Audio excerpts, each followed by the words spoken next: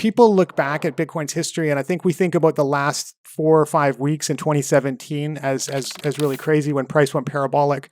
But people forget that 2016 was a pretty crazy year too. I mean, that was just a constant, every day we were up 80 bips. It was just, we were going up almost every day. And then periodically we'd have like a 30 or 40% drop, but it was up almost every day. So that was 2016, I think, was a really interesting year. And I think the Lightning Network is probably something that these investors haven't quite factored into their models yet. So if you think back kind of in 2016, 2017, the narrative for Bitcoin kind of went from peer-to-peer electronic cash to store of value and to digital gold. And I think what's going on in El Salvador is shifting the focus back to electronic cash. So I think that application is not at all on the institutional radar. And I think that could be massively disruptive and also big for Bitcoin in terms of network effects as well, and could push prices beyond what they're probably anticipating. And then I think also improved confidentiality and the ability to move value out of jurisdictions, jurisdictions that impose ideas like unrealized capital gains.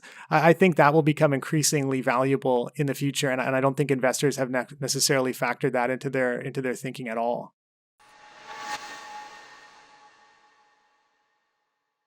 Yeah, I think, his point was kind of, he was being asked about, what do you think about this futures-backed ETF? And obviously, it's not an ideal instrument, right? It doesn't track that great. It's not like a spot ETF. There's a lot of additional costs on it.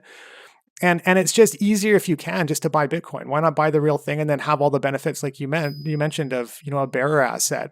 The problem is that for a lot of institutional investors in the US in particular, is that there's regulatory and mandate restrictions, and they just can't get access to it. If you're a fund, you can't necessarily buy Bitcoin and self-custody it. But that this is one of the interesting things about Bitcoin, is that we as retail investors, as individuals, have that freedom, and we have a big leg up on the institutional guys who will eventually go that way. It's just going to take them years.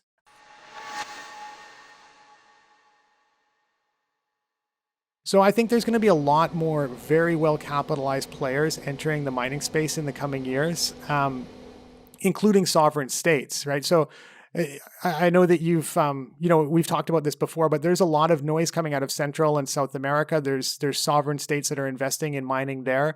Last week, there was news that Laos in Asia expected to make $200 million next year from Bitcoin mining.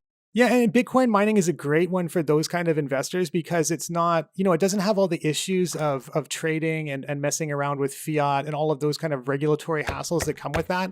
Mining it's an infrastructure. It's a yield business, right? It's something that they're very familiar with. It's like running a waste treatment plant or something like that, right? Where you do a big infrastructure build and then you earn back money over time. So that's something that those kind of players are very familiar with, and it's not that big of a leap for them.